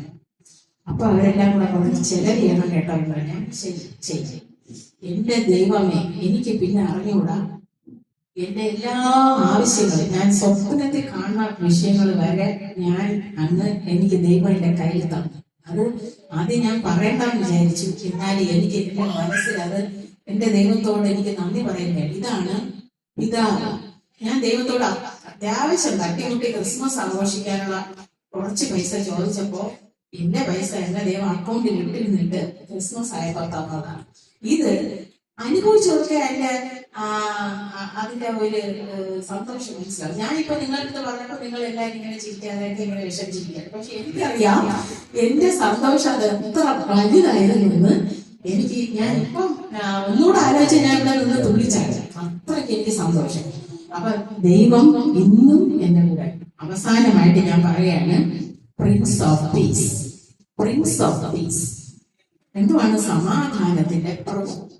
ഈ സമാധാനം നമ്മൾ പല പ്രസംഗങ്ങളിൽ കേട്ടിട്ടുണ്ട്. സമാധാനം എവിടെ നിന്നാണ് കിട്ടുന്നത്? സമാധാനം പൈസ കൊടുത്ത് വാങ്ങാൻ കിട്ടൂല, വലിയ കട്ടിലുണ്ടെങ്കിൽ കിട്ടൂല, മെത്ത ഉണ്ടെങ്കിൽ കിട്ടൂല, ഇതൊക്കെ നമ്മൾ പലപ്പോഴും കേട്ടിട്ടുള്ളതാണ്. അപ്പൊ ഞാനും വിചാരിച്ചു ദൈവമേ, ദൈവം സഹായിച്ച് കട്ടിലും മെത്തയൊക്കെ എനിക്കുണ്ട്. ഒരു 2-3 മാസങ്ങളിൽ ഞാൻ ഉറങ്ങാതെ, ഉറക്കം വരില്ല, കണ്ണ് അടക്കി, പക്ഷെ എന്റെ മനസ്സ് മൈൻഡ് ഫ്രീ, ഇങ്ങനെ നല്ല ഓർമ്മയോടിരിക്കും. അങ്ങനെ ചില മാസങ്ങൾ എനിക്ക് അങ്ങനെ കടന്നു പോയിട്ടുണ്ട്. അപ്പൊ ഞാൻ വിചാരിച്ചു താവേ, എന്തോ ഒരു ഉള്ളിൽ എനിക്ക് എന്തോ ഒരു സങ്കടമാണ്, അതാണ് ഈ സമാധാനം. ഞാൻ പലപ്പോഴും ആലോചിച്ചു എന്താണ് എന്റെ വിഷമം. അങ്ങനെ ചോദിച്ചാൽ ഒരു വീട്ടമ്മയ്ക്ക് വിഷമത്തിന് വല്ല കാരണവുമുണ്ടാവും. എവിടെ തൊട്ടാലും നമുക്ക് പല പല പ്രശ്നങ്ങൾ ഉണ്ടായിക്കൊണ്ടേയിരിക്കും. അതിൽ ഏറ്റവും എന്നെ വിഷമിപ്പിച്ചുകൊണ്ടിരുന്ന ഒരു പ്രശ്നം എന്റെ മകളുടെ ജോലി അവള് ബോംബെയിൽ നഷ്ടപ്പെടുത്തി വന്നതിന് ശേഷം ആദ്യ 2-3 മാസമൊന്നും എനിക്ക് അത്ര ഒരു വേദന തോന്നിയില്ല. പക്ഷെ ഇവള് അത്യധികം കഠിനമായിട്ട് ഈ മൊബൈലിലും ലാപ്ടോപ്പും വെച്ച് വേറൊരു ജോലിക്ക് വേണ്ടി അതികഠിനമായിട്ട് ശ്രമിച്ചുകൊണ്ടിരിക്കുന്നതാണ്. ഇപ്പോൾ നോക്കിയാലും മൊബൈലും ഈ ലാപ്ടോപ്പും. അപ്പൊ ഞാൻ ചിലപ്പോ അതൊക്കെ പിടിച്ച് വാങ്ങിച്ചു വെച്ചിട്ട് കൊച്ചെ ഒന്ന് ശാന്തമായിരിക്കും, അതൊന്ന് മാറ്റി വെക്കുന്നു പറയുമ്പോൾ പറയാം, അമ്മ ഞാൻ കളി കാണുന്നതല്ല, ഞാൻ ഗെയിം കാണുന്നതല്ല, ഞാൻ സിനിമ കാണുന്നതല്ല, എന്റെ ജീവിത വഴി ഞാൻ നോക്കണം, അമ്മ എന്നെ ശകാരിക്കരുത്, എനിക്കൊരു ജോലി വേണം. അപ്പൊ ഞാൻ പറഞ്ഞു നീ പ്രാർത്ഥിക്കും. അപ്പൊ ഞാൻ സാറ് പറഞ്ഞ വാക്യമാണ് എനിക്ക് ഓർമ്മ, മുമ്പേ അവന്റെ രാജ്യവും നീ അന്വേഷിക്കും, അതോടുകൂടെ എല്ലാം കിട്ടും. നീ കുറെ 3 മാസം കൊണ്ട് കിടന്ന് തപ്പണല്ല വെച്ചേ, നീ ഇത്രയും മിടുക്കിയായിട്ട് നീ ഇത്രയും തപ്പിയിട്ട് ഒന്നും നിനക്ക് കിട്ടിയില്ല. അപ്പൊ എന്തോ പ്രശ്നം നിനക്കുണ്ട്, നീ അത് മനസ്സിലാക്കുക. അപ്പൊ അവിടെ ചോദിച്ചു എന്താണോ എന്റെ പ്രശ്നം? ഞാൻ പറഞ്ഞു മക്കളെ, ഇത്രയും ദൈവത്തോട് അടുത്താ പോരെ, നീ പ്രാർത്ഥിക്കും, ബൈബിള് വായിക്കും, എല്ലാം ഒരു ചടങ്ങ്. ഞാൻ കൂടുതൽ സമയം പ്രാർത്ഥിക്കുമ്പോൾ എന്നെ കളിയാക്കും, അമ്മയ്ക്ക് പ്രായമായതിന്റെ ലക്ഷണമാണെന്ന് പറയും. അപ്പൊ ഞാൻ പറഞ്ഞു പ്രായമായതിന്റെ ലക്ഷണമല്ല, ഞാൻ ചെറുതിലേ ഇങ്ങനെയായിരുന്നു. നീ ചെറുതിലെ എന്നെ കണ്ടിട്ടില്ലല്ലോ. ഞാൻ ചെറുപ്പത്തിൽ ഞാൻ 10ാം ക്ലാസ്സിലും 8ാം ക്ലാസ്സിൽ 7ാം ക്ലാസ്സിൽ വെച്ച് എനിക്ക് ദൈവമായിട്ടൊരു ബന്ധമുണ്ട്, അത് നിനക്കില്ല. അതാണ് ഈ കിടന്ന് നീ തപ്പി തപ്പി തപ്പി തളർന്നു. 2-3 ജോലി ഇതാന്ന് പറഞ്ഞ് വിരൽ തുമ്പിൽ കിട്ടും, നാളെ ഞാൻ ജോലിക്ക് ചെന്നൈയിൽ ജോയിൻ ചെയ്യും എന്നൊക്കെ പറഞ്ഞ് ഇങ്ങനെ ഇരിക്കുകയല്ലേ. അടുത്ത നേരം വെളുക്കുമ്പോൾ പറയും സോറി, ഒരു വേക്കൻസി ഉണ്ടായിരുന്നു. അന്നൊരു ദിവസം ഇതുപോലെ ഇവിടെ രാത്രിയില് ഞാനും അവളും മാത്രം ഉറങ്ങാൻ കിടന്നപ്പോ എന്റെ അടുത്ത് വന്ന് കിടന്നു. അന്ന് ജോലി ഇവർക്ക് കിട്ടുമെന്ന് ഇവിടെ 100% പ്രതീക്ഷിച്ചിരുന്നത് ഇല്ലാതായ ദിവസം. പ്രാർത്ഥനയ്ക്കൊക്കെ എന്റെ കൂടെ വന്നിരുന്നു. ഞാൻ ഉറങ്ങാൻ പോയപ്പോ ഞാൻ ഒട്ടും പ്രതീക്ഷിക്കാതെ പെട്ടെന്ന് ഇവൾ ആ തലയുടെ മുഖം അമർത്തി വെച്ച് പൊട്ടിക്കരയാണ്. അങ്ങനെ പെട്ടെന്നൊന്ന് കരയണ ഐറ്റം അല്ലേ ഇവള്. അപ്പൊ ഞാൻ ഞെട്ടി, എന്റെ ദൈവം ഇങ്ങനെ ഒരു കരച്ചിൽ ഞാൻ ഇവിടെ നിന്ന് ഒരിക്കലും എത്ര ശകാരിച്ചാൽ അങ്ങനെ കരയണമാണ്. അപ്പൊ ഞാൻ വിഷമിച്ച് ഞാൻ പറഞ്ഞു മോളെ എന്തിനാണ് ഇത്രയും കരയണം, എന്തെങ്കിലും സംഭവിച്ചാലത്? അമ്മ എന്റെ എല്ലാ ഹോപ്പും പോയി, എനിക്കിനി ജോലി കിട്ടും, എന്റെ ജീവിതം തീർന്നു. അപ്പൊ ഞാൻ പറഞ്ഞു ജീവിതം തീർന്നോ? തുടങ്ങണേ ഉള്ളൂ, അതിനുമ്പ് പറഞ്ഞ് ജീവിതം തീർന്നോ? അപ്പൊ ഞാൻ പറഞ്ഞു നിനക്കിപ്പോ നാളെ നിനക്ക് ആഹാരത്തിന് വഴിയില്ലാതെ ഇരിക്കുന്നല്ലോ, ഇല്ലല്ലോ, അമ്മയ്ക്ക് അപ്പന് ജോലിയുണ്ട്, നിനക്ക് നീ എന്ത് വേണോ ചോദിച്ചു ഞാൻ തരാം. അതല്ല അമ്മ, അമ്മയും പപ്പയുടെ എനിക്ക് വാങ്ങിച്ച് മടുത്ത് എനിക്ക് ജോലി വേണം. എനിക്ക് സ്വന്തമായിട്ട് ജോലി വേണം. ഞാൻ ഇത്രയും പഠിച്ചില്ലേ, ഞാൻ ഇങ്ങനെയൊക്കെ ചെയ്തില്ലേ, ഇത്രയും ജോലി ചെയ്തില്ലേ, ഞാൻ ബോംബെ പോയി പഠിച്ചില്ലേ, ഞാൻ ഇതൊന്നും ഒരു കാരണമല്ല, ജോലി കിട്ടാൻ ഇതൊന്നും അല്ല കാരണം. അപ്പൊ ഞാൻ പറഞ്ഞു, മക്കളെ ഇന്നത്തേക്ക് കിടന്നുറങ്ങും, നാളെ ദൈവം ഒരു വഴി കാണിച്ച് പ്രാർത്ഥിക്കാൻ പറഞ്ഞു. ഞാൻ അവള് പ്രാർത്ഥിച്ചു. വീട്ടിൽ ഞാൻ കൊച്ചു പിള്ളേരാക്കി പോലെ തട്ടി തലോടി സമാധാനപ്പെടുത്തി കിടന്നുറങ്ങാൻ പറഞ്ഞു. നേരം വെളുത്തപ്പോ ഇവിടെ പറഞ്ഞു, അമ്മ ഞാൻ അങ്ങോട്ട് ആവശ്യപ്പെട്ട് ഒരു കമ്പനിയുടെ സാർ എനിക്ക് ജോലി തരാമെന്ന് പറഞ്ഞു. പക്ഷെ ഞാൻ ബോംബെയിൽ പോകും. അപ്പൊ പിന്നെ കരഞ്ഞത് ഞാൻ അലറി പിടിച്ച് കരയാൻ തുടങ്ങി. കർത്താവെ, വല്ല വിധം ബോംബെയിൽ നിന്ന് പ്രാർത്ഥിച്ചെടുത്ത് നേർച്ചയിട്ട് തിരിച്ചു കൊണ്ടുവന്ന കൊച്ച് അടുത്ത 17-ാം തീയതി ബോംബെക്ക് ജോലിയിൽ പോകുന്നു പറഞ്ഞു. ഇത് എന്താണത്? ഇതെനിക്ക് പറ്റില്ല. പിന്നെ ഞാൻ ദൈവമായിട്ട് ഒരു യുദ്ധമായി. ഞാൻ ദൈവത്തോട് പറഞ്ഞു, കർത്താവെ ഇത് പറ്റില്ല, ഇതെനിക്ക് സഹിക്കാൻ വയ്യ. ഞാൻ തിരിച്ച് കൊണ്ടുപോകുന്ന ആളിനെ കൊണ്ടുപോകണമെങ്കിൽ പിന്നെ എന്ത് വിശ്വസ്തതയാണ് കർത്താവ്. എനിക്ക് എങ്ങനെ എനിക്ക് ദൈവത്തെ സേവിക്കാൻ എനിക്ക് പറ്റും. അതുകൊണ്ട് ഞാൻ വിടൂല, ഞാൻ ഇവിടെ ബോംബെയിൽ വിടൂല. അപ്പൊ ഞാൻ അവളെ മുമ്പ് പറഞ്ഞു, ശരി നീ ബോംബെക്ക് പോക്കോന്ന് പറഞ്ഞു.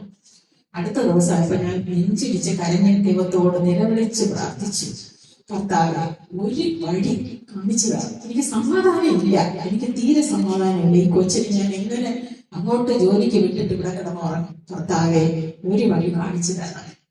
ഒരു ദിവസം കഴിഞ്ഞ് ഒരു അതിശയവും നടക്കുന്നില്ല. അടുത്ത ദിവസം രാവിലെ ഇവിടെ പറയണം, അമ്മേ കോഴിക്കോടന്ന് എനിക്കൊരു ഞാൻ പണ്ട് അപ്ലൈ ചെയ്ത ഒരു ജോലിക്ക് ഞാൻ ക്ഷണിച്ചിട്ടുണ്ട്. അപ്പൊ ഞാൻ ഉടൻ തന്നെ ഞാൻ കർത്താവെ സ്തോത്രം ഞാൻ അങ്ങ് വിശ്വസിച്ചു. അപ്പൊ പറഞ്ഞു, ഇങ്ങനെ സ്തോത്രം പറയാൻ വരട്ടമ്മ, 40 പേര് അപ്ലൈ ചെയ്തിട്ടുണ്ട്, ഒറ്റ വേക്കൻസി. അപ്പോഴും ഞാൻ പറഞ്ഞു, ഞാൻ അവളോട് പറഞ്ഞില്ല, ഞാൻ യേശുവിനോട് പറഞ്ഞു, കർത്താവെ അതെന്റെ കൊച്ചിന് തന്നെയല്ലേ, ഞാൻ കോംപ്രമൈസായി. പക്ഷെ അവക്ക് നടന്നുകൂടാ. ഞാനും ദൈവവും തമ്മിൽ കോംപ്രമൈസായി. ഞാൻ സമാധാനത്തോടെ കിടന്നു. എന്നിട്ട് അവള് പറഞ്ഞു, ഞാൻ പോകാം, അമ്മ പറഞ്ഞതുകൊണ്ട് ഞാൻ കോഴിക്കോട് പോകും. ഒരു പ്രതീക്ഷയും വേണ്ട. കോഴിക്കോടുള്ള നല്ല നല്ല ആൾക്കാര് ഒരുപാട് പേര് എനിക്കായിട്ട് പ്രാർത്ഥിച്ചോളാം. ഞാൻ പറഞ്ഞു, ശരി മോളെ, ഞാൻ പ്രാർത്ഥിക്കാം. അടുത്ത ദിവസം അവള് കോഴിക്കോട് പോയി. ഉച്ച കഴിഞ്ഞു. ഉച്ചയ്ക്ക് ഞാൻ സ്കൂളിൽ ഇരുന്ന് വിളിക്കാണ്, മക്കളെ എന്തായി? 2 ഇന്റർവ്യൂ കഴിഞ്ഞു. ഇനി ഉച്ചയ്ക്ക് ശേഷം അതിന്റെ ചെയർമാൻ സാറിന്റെ ഇന്റർവ്യൂ. ഞാൻ ആകെ തളർന്നിരിക്കുകയാണ്. എനിക്ക് വീണ്ടും പ്രാർത്ഥിക്കുന്നു. ഞാൻ ഉച്ചയ്ക്ക് എന്റെ ടേബിളിൽ സ്കൂളിൽ ഇരുന്ന് ദൈവത്തോട് പ്രാർത്ഥിച്ചു, കർത്താവേ ഒരു വേക്കൻസി ഉള്ളെങ്കിൽ അത് എന്റെ മോക്ക് തന്നൂടെ. ഒരു വേക്കൻസി ഉള്ളൂ, എനിക്കറിയാം. പക്ഷെ ഞാൻ സ്വാർത്ഥതയുള്ളോ എന്ന് എനിക്കറിഞ്ഞൂടെ കർത്താവെ, അത് എന്റെ കൊച്ചിൻ കാരണം. ഞാൻ അവളെ ബോംബെയിൽ വിടൂല. ഞാൻ അവിടെ നിന്ന് കരഞ്ഞു പ്രാർത്ഥിച്ചു. വൈകുന്നേരമായപ്പോൾ അവൾ വിളിച്ചു, അമ്മ ആ ചെയർമാൻ സാറിനെ എന്നെ ഇഷ്ടപ്പെട്ടെന്ന് തോന്നുന്നു. സാർ എനിക്ക് ഷേക്കൻഡ് തന്നിട്ട് ഒരു സിമ്പൽ ഇങ്ങനെ കാണിച്ചു. പക്ഷെ പേപ്പറൊന്നും കിട്ടിയില്ല. ഞാൻ അപ്പൊ ഉറച്ചു, എന്റെ കർത്താവെ ഈ ജോലി എന്റെ മോക്ക് തന്നെ. ഞാൻ നിശ്ചയിച്ചു. പക്ഷെ അവൾക്ക് സ്ഥിരപ്പെട്ടില്ല. 2ാമത്തെ ദിവസം അവിടെ നിന്ന് പേപ്പർ ഓർഡർ കിട്ടിയതിന് ശേഷം മാത്രമാണ് അവള് ആശ്വസിച്ചത്. അപ്പോഴും ഞാൻ വിചാരിച്ചു, കർത്താവെ എന്റെ നെഞ്ചിൽ നിന്ന് കോഴിക്കോട് കേരളത്തിൽ എന്റെ മോളുണ്ട്. അതറിഞ്ഞപ്പോ എനിക്ക് നല്ല ഉറക്കം കിട്ടി. അപ്പൊ എനിക്ക് മനസ്സിലായി, ഞാൻ 3 മാസം ഉറങ്ങാതിരുന്നത്, എനിക്ക് ഉറക്കം കിട്ടാത്തത് ഇത് തന്നെയായിരുന്നു, ഇതിന്റെ ഉള്ളിലുള്ള. പിന്നെ ഞാൻ ദൈവത്തോട് പറഞ്ഞു, കർത്താവെ ആവശ്യമില്ലാതെയാണല്ലോ ഞാൻ 3 മാസം ഉറങ്ങാതെ കിടന്നത്. എന്തിനാണ് ഞാൻ ഇത്ര ആകുലപ്പെട്ടത്? ആകുലപ്പെടേണ്ട യാതൊരു കാര്യമില്ലായിരുന്നു. പല കാര്യങ്ങളും അങ്ങനെയല്ലേ, അത്ഭുതമായിട്ട് ദൈവം നമ്മളെ നടത്തും. ഒരു കല്യാണത്തിന്റെ ഒരുക്കം വേണമെന്ന് വിചാരിച്ചു. തുടക്കത്തിൽ നമുക്ക് വല്ലാത്തൊരു ടെൻഷൻ വരും. ദൈവമേ ഇത്ര ആളുകളെ വിളിക്കണം, എന്തെല്ലാം ചെലവുണ്ട്, ഇതൊക്കെ ചെയ്യണം, പറ്റൂ, താങ്ങും, ഇതൊക്കെ തോന്നും. ഒരു അഡ്മിഷൻ എടുത്ത് മക്കളെ കൊണ്ട് ചേർക്കും. 5 കൊല്ലം പഠിക്കണം, ഇതൊക്കെ പഠിച്ച് രക്ഷപ്പെട്ട് വരുമോ? എന്തോ ഒരു ആദ്യമായിരിക്കും.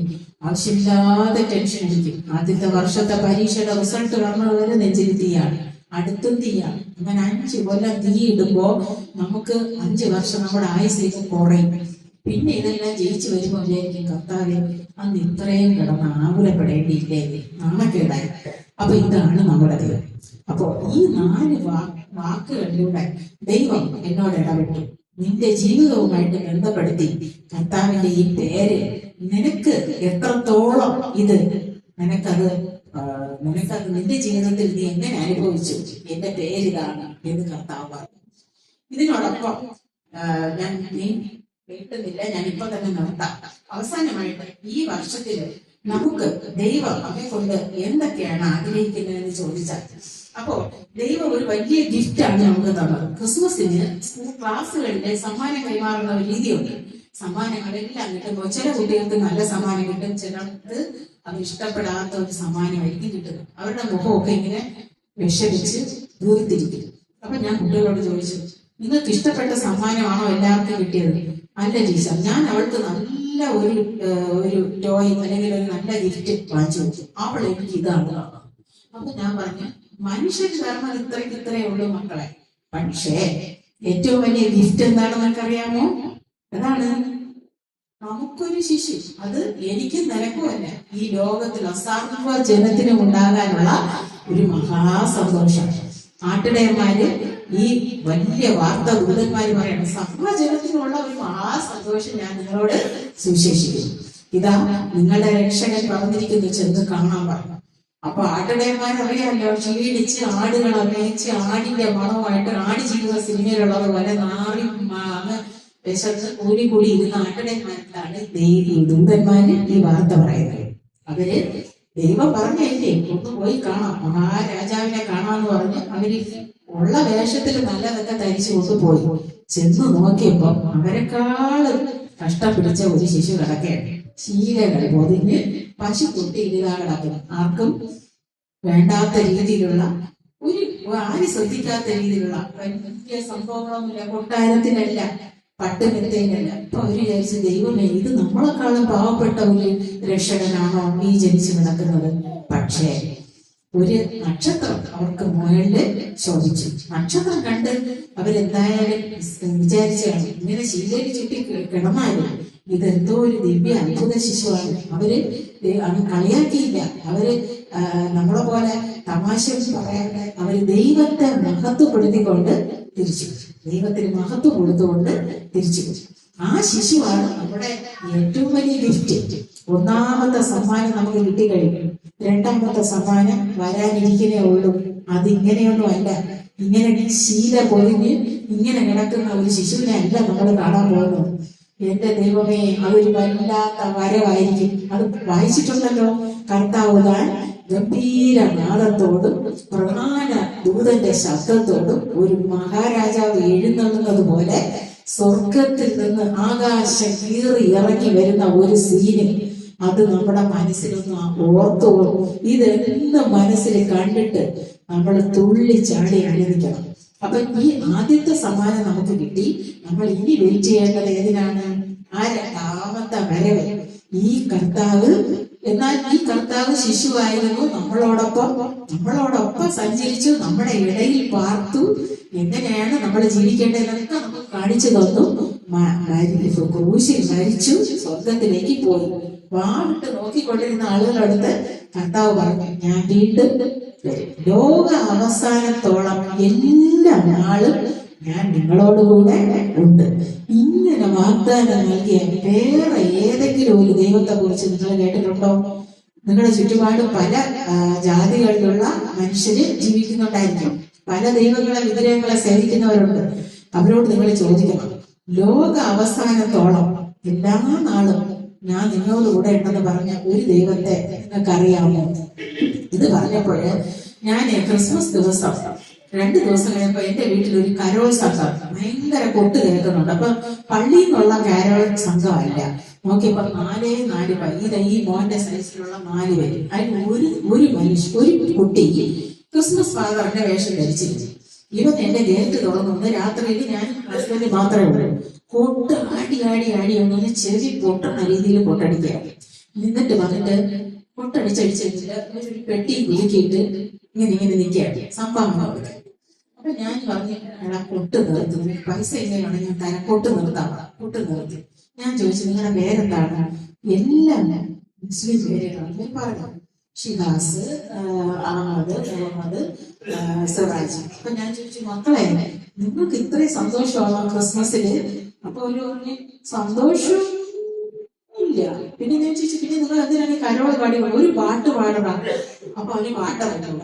യേശു ജനിച്ചു കള്ളപ്പാട്ട് പാടും. ഞാൻ പറഞ്ഞു, നിങ്ങൾ ഇങ്ങനെ കള്ളപ്പാട്ടൊന്നും പാടണ്ട, ഞാൻ നിങ്ങൾക്ക് ഒരു പാട്ട് പാടി തരാം, അവിടെ ഇരിക്കാൻ പറഞ്ഞു. ഞാൻ എന്റെ ആ വരാന്തയിൽ പിടിച്ചിരുത്തിയിട്ട് എനിക്ക് പാവം തോന്നി. രണ്ടെണ്ണം വേർത്ത് കുളിക്കും. ഒരു നല്ല തടിയുള്ള ഒരുത്തനെയാണ് ഈ ക്രിസ്മസിന്റെ കുപ്പായം, അവൻ വേർത്ത് കുളിച്ച് കുപ്പായമൊക്കെ മാറ്റി വെച്ചപ്പോൾ അവന്റെ മുഖം ഞാൻ കണ്ട്. ഞാൻ ചോദിച്ചു, നിങ്ങളുടെ വീട് അവിടെ? ടീച്ചറിന്റെ വീട്ടിന്റെ കുറച്ചപ്പുറത്ത്. അപ്പൊ ഞാൻ ചോദിച്ചു, നിങ്ങളുടെ ഉദ്ദേശം എന്താണ്?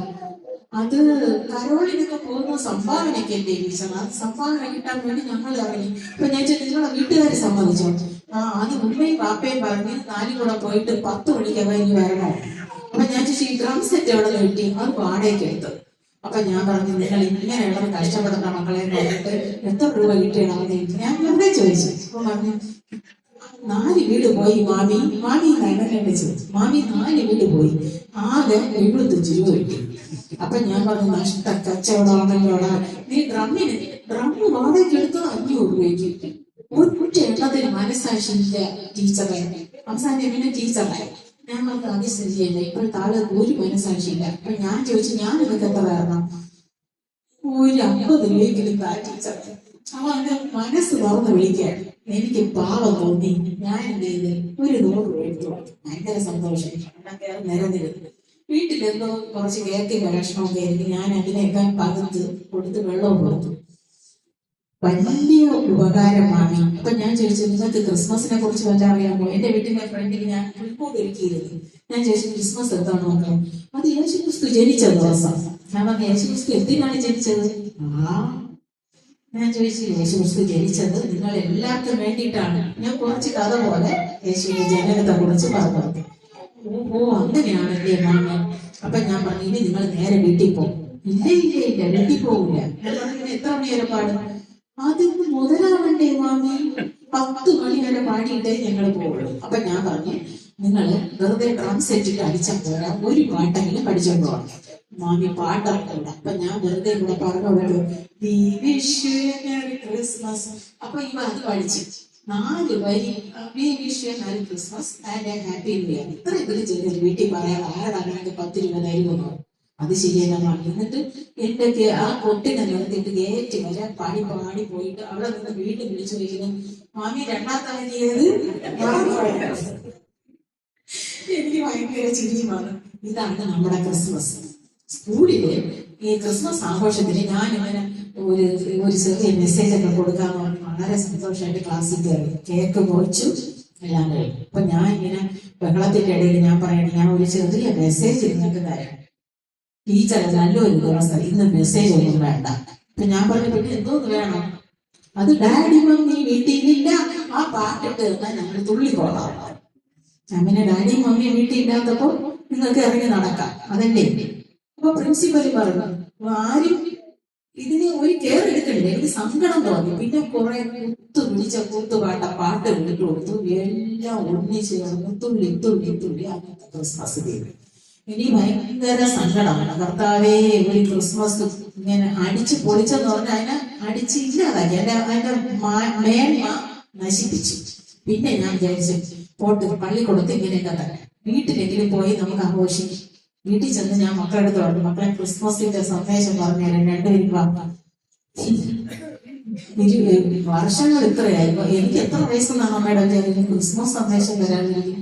അമ്മയുടെ ഈ വീട്ട മെസ്സേജ് ആര് കേൾക്കാൻ? അങ്ങോട്ട് തോന്നുന്ന സമയമില്ല. എനിക്കറിയാം ക്രിസ്മസ് എന്താണ്. അമ്മയ്ക്ക് വേണമെങ്കിൽ അങ്ങോട്ടൊരു മെസ്സേജ് തരാം. ഞാൻ അവിടെയും കേട്ടു, അവിടെയും രക്ഷയില്ല. പിന്നെ ഞാൻ വിചാരിച്ചു എല്ലാ ബസ്സിലും പോയി ക്രിസ്മസ് ഒക്കെ ആഘോഷിച്ചു വരാം. നേരെ 50 രൂപയുടെ ടിക്കറ്റ് കരിച്ചന്തയിൽ എനിക്ക് 50 രൂപയ്ക്ക് കിട്ടി. അവിടെ 100 രൂപ കൊടുക്കണം പോലും. എനിക്ക് 50 രൂപയ്ക്ക് എന്റെ അച്ഛനെന്നെ ഭയങ്കര കാര്യമാണ്. 50 രൂപയുടെ 5 ടിക്കറ്റ് എടുത്ത് ഞാൻ അതുകൊണ്ട് ക്രിസ്മസ് കാണാറ്. അവിടെ ചെന്ന് എല്ലാം കണ്ടു. കുറെ വാക്യങ്ങളൊക്കെ എഴുതി വെച്ചിട്ടുണ്ട്. കൊള്ളാം, നല്ല പുൽക്കൂട്, നല്ല ക്രിസ്മസ് ട്രീ, സാന്റാക്ലോസിന്റെ ഇടയിൽ ഇപ്പോഴത്തെ ഒരു സെക്രട്ടറിയുടെ പടവും കൂടെ. സാന്റാക്ലോസിന്റെ അത്രയും വലിപ്പമില്ല, ഒരു പ്രതിമ അവിടെ വെച്ചിട്ടുണ്ട്. അപ്പൊ ഞാൻ പറഞ്ഞു, ഇത് ക്രിസ്മസ് ഫാദറിന്റെ അനിയനാണോ എന്ന് ചോദിച്ചു. അപ്പൊ എനിക്ക് കണ്ണു കണ്ടുകൂടാ. അപ്പൊ എന്റെ ഹസ്ബൻഡ് പറഞ്ഞില്ല, ഇത് ക്രിസ്മസ് ഫാദറിന്റെ ഒരു അളിയനായിട്ട് വരും വഴിക്ക് എന്ന് പറഞ്ഞ് ഞങ്ങൾ ചിരിച്ചോടി പോകുന്നു. അവസാനത്തെ സെക്ഷനിൽ പോയി കാരക്കോണത്തിന്റെ എക്സിബിഷൻ കണ്ടു. കൊള്ളാം. അത് കഴിഞ്ഞ് ലാസ്റ്റില് 2 ക്രിസ്മസ് പാട്ടെങ്കിലും കേട്ട് ദൈവത്തിന് സ്തുതി പറഞ്ഞിട്ട് പോവാന്ന് പറഞ്ഞ് ലാസ്റ്റിൽ അവിടെ ഒരു സംഗീത നിശ പോലെ അവിടെ സ്റ്റേജൊക്കെ കിട്ടിയിട്ടുണ്ട്. ഞാൻ ഹസ്ബൻഡ് ഇച്ചിരി വിശ്രമിക്കുകയും വേണം, നടന്നല്ല ചെന്നിരുന്നു. എന്റെ ദൈവമേ, എന്റെ ജീവിതത്തിൽ എനിക്ക് ഏറ്റവും വെറുക്കപ്പെട്ട ഈ ടൂറൊക്കെ പോകുമ്പോ ഈ ബസ്സിലിട്ട് ചാടി കളിക്കുന്ന അത് എനിക്ക് ജീവിതത്തിൽ ഇഷ്ടമില്ലാത്ത രണ്ട് പാട്ടാണ്. അതിട്ടിട്ട് രണ്ട് കൊച്ചു പൊമ്പിളേരും തുള്ളി ചാടും. ഞാൻ ഇന്ന പൊക്കത്തിൽ എണീറ്റ് ചാടാം. ഞാൻ പറഞ്ഞു ഇവിടെ എന്റെ രക്ഷയില്ല, ഞാൻ ഇതാ പോണം.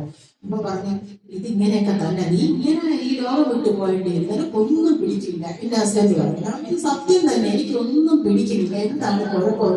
ഞാൻ മുകളിലോട്ട് നോക്കിയിട്ട് പറഞ്ഞു കർത്താവേ എന്നെ അങ്ങോട്ട് എടുക്കണയാണ് നല്ലത്, ഈ ക്രിസ്മസിന് എനിക്ക് ഒന്നും കിട്ടുന്നില്ല.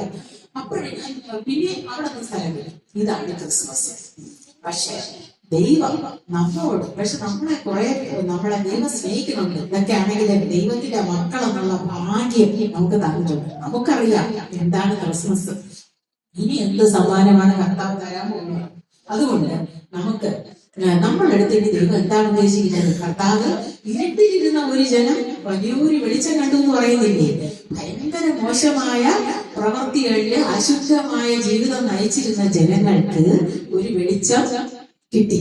ആ വെളിച്ചം യേശുവാണ്. ആ വെളിച്ചത്തിന് യേശു പറഞ്ഞില്ലേ, ഞാൻ ലോകത്തിന്റെ വെളിച്ചം, എന്നെ അനുഗമിക്കുന്നവൻ ഇരുളിൽ നടക്കാതെ വെളിച്ചമുള്ളവരാണ്. അല്ലേ? അപ്പൊ യേശുവിനെ അനുഗമിക്കാനാണ് കർത്താവ് ആകെ നമ്മുടെ അടുത്ത് വണ്ടി, എന്നെ അനുഗമിക്കും. പക്ഷെ ഇപ്പൊ ആരെങ്കിലും യേശുവിനെ അനുഗമിക്കണമെന്ന് പറയുമോ? ഞാൻ ആരോടെങ്കിലും ഇങ്ങനെ ഒരു വാക്യം, നിങ്ങൾ യേശുവിനെ അനുഗമിക്കും എന്ന് പറഞ്ഞ ഉടനെ പറയും ഈ ടീച്ചറിന് എന്തോ പ്രശ്നമുണ്ട്, ഇവര് കഴിഞ്ഞ നൂറ്റാണ്ടിൽ ജനിക്കേണ്ട ആളായിരുന്നു, യേശുവിനെ അനുഗമിക്കാൻ പറയും. പക്ഷെ ഇപ്പോഴാർക്ക് യേശുവിനെ അനുഗമിക്കാൻ എത്ര ആളുകളുണ്ട്. ഡ്രസ്സിങ്ങിലായാലും നമ്മുടെ സംസാരത്തിലായാലും നമ്മുടെ കൂട്ടുകെട്ടിലായാലും ഏറ്റവും മോശപ്പെട്ട ആളുകളെ നോക്കി നടക്കുന്ന ഒരു കൂട്ടം ആളുകള് നശിച്ചുകൊണ്ടിരിക്കുന്ന ഒരു ജനത. സ്കൂളിൽ നോക്കുമ്പോൾ ടീച്ചേഴ്സ് വളരെ മോശം, നൊട്ടോറിയസ് എന്ന് പറഞ്ഞ് മാറ്റി നിർത്തുന്ന കുട്ടികളുടെ ചുറ്റും ഈ ചക്കപ്പഴത്തിൽ ഈച്ച ചെന്ന് പോലെയാണ് കുട്ടികൾ ചെന്ന് അപ്പിപിടിക്കുന്നത്. നമുക്ക് സങ്കടം വരും, ദൈവമേ ഈ കൂടെ നിൽക്കുന്ന എല്ലാത്തിനെയും നശിപ്പിക്കും. പക്ഷെ ആ കുട്ടികളോട് അവർക്ക് എന്തോ ഒരു അട്രാക്ഷൻ, അതാണ് സാത്താന്റെ അട്രാക്ഷൻ, അതാണ് പിശാച്. പിശാചിന്റെ പുറമെയുള്ള കാഴ്ചകള് അതിഭയങ്കരമാണ്. കർത്താവിനെ തോപ്പിക്കുന്ന രീതിയിലുള്ള വേഷഭൂഷങ്ങള്, പാട്ടുകള്, ഡപ്പക്കുത്ത്, ഇതിന്റെ പുറകെ നമ്മുടെ ജനം പോവുകയാണ്. അതില് നമ്മുടെ ഒരു വലിയ കൂട്ടം ക്രൈസ്തവ ജനത ഈ സാത്താന്റെ വഴിക്ക് ഓടിക്കൊണ്ടിരിക്കുകയാണ്. നമ്മൾ അവരെ കുറിച്ച് ഒന്നും ആകുലപ്പെടേണ്ട എന്ന് പറയാൻ പറ്റുമോ? നമ്മൾ അവരെ കുറിച്ച് ചൊല്ലി നമ്മൾ ദൈവത്തോട് പ്രാർത്ഥിക്കണം. കർത്താവ് പറഞ്ഞില്ലേ, എന്നെ ചൊല്ലി നിങ്ങൾ കിടന്ന് കരയണ്ട, നിങ്ങളെയും നിങ്ങളുടെ എന്റെ മക്കൾ ഉൾപ്പെടെ ഞാൻ പറയണം, കർത്താവെ രക്ഷിക്കണമേ. ഈ മക്കൾക്ക് ആരെ അനുകരിക്കണമെന്ന് അറിഞ്ഞുകൂടാ. കർത്താവ് പറയാണ്, എന്നെ നോക്ക്, എന്നെ അനുകരിക്കും എന്ന് യേശു പറയാണ്. അപ്പൊ ഇന്ത്യയില് ഏകദേശം 6 ലക്ഷത്തോളം ഗ്രാമപ്രദേശങ്ങളുണ്ടെന്നാണ് പറയുന്നത്. ഇതില് 2 ലക്ഷത്തോളം ഗ്രാമങ്ങളിലെ യേശുവിന്റെ സുവിശേഷം അറിഞ്ഞിട്ടുള്ളൂ. കർത്താവ് ആരെന്ന് പോലും രുചിച്ചറിയാത്ത 4 ലക്ഷം ഗ്രാമവാസികൾ ഇന്ന് ഇന്ത്യയിലുണ്ട്. അപ്പൊ നിങ്ങൾ ചോദിക്കും, നമുക്കിനി ഞാൻ ഉൾപ്പെടെ ഇന്ത്യയിൽ എല്ലായിടവും ചെന്ന് സുവിശേഷം അറിയിക്കാൻ പറ്റുമോ? ഇപ്പൊ അറിയിക്കാൻ പോയവരെയൊക്കെ അവര് ജയിലിലും അതിദാരുണമായിട്ട് അവരെ ഉപദ്രവിച്ചുകൊണ്ടിരിക്കുന്ന കാലഘട്ടം. ഇനി 2026 ഞാൻ എല്ലാവരും പറയണ പോലെ സമ്പൽ സമൃദ്ധിയുടെയും ഭയങ്കര സന്തോഷത്തിന്റെയും അഭിവൃദ്ധിയുടെയും കാലം എന്നൊക്കെ നമുക്ക് വാക്കാലെ നമുക്ക് പറയാം. പക്ഷേ അങ്ങനെയല്ല പ്രിയ മക്കളെ. നമ്മുടെ ഇവിടുന്ന് കഷ്ടപ്പെട്ട് അവിടുന്ന് സുവിശേഷ വേല ചെയ്യുന്ന നമ്മുടെ സഹോദരങ്ങളെ കഷ്ടതയിലാണ്. അവരെ ഇങ്ങനെയെല്ലാം ഉപദ്രവിക്കാമോ? അതെല്ലാം ചെയ്തുകൊണ്ടിരിക്കണം. നമ്മളെല്ലാം ഇവിടെ സുഖലോലുപരായിട്ട് കേക്കും ഒക്കെ കഴിച്ച് ക്രിസ്മസ് ട്രീയും ഒക്കെ ഉണ്ടാക്കി ആഘോഷമാണ്. അവിടെ ഒരു ജനത യേശുവിന്റെ സുവിശേഷം പറയാനായിട്ട് വളരെ കഷ്ടപ്പെട്ടിട്ടുണ്ട്. അപ്പൊ നമുക്ക് എന്ത് ചെയ്യാം? നമുക്ക് പ്രാർത്ഥിച്ചൂടെ? ഇന്ത്യക്ക് വേണ്ടി നമുക്ക് പ്രാർത്ഥിക്കാം. നമ്മുടെ രാജ്യത്തില് യേശുവിനെ അറിയാത്ത ഒരു കുഞ്ഞു പോലും അവശേഷിച്ചിരുന്നാൽ കർത്താവ് നമ്മോട് അത് ചോദിക്കും. അന്ന് നമുക്ക് പ്രാർത്ഥിക്കാം. നമുക്ക് അവിടെ ഒന്നും പോകാൻ പറ്റില്ലായിരിക്കും. പക്ഷെ ദൈവം ഇനി കരുതിയിട്ടുണ്ടെങ്കിൽ നമ്മൾ ഈ പറഞ്ഞതുപോലെ ഒരാളെ ദൈവം നിശ്ചയിച്ചിട്ടുണ്ടെങ്കിൽ നമ്മൾ അവിടെ പോകുമായിരിക്കും. അത് ഭാവിയിലെ കാര്യം.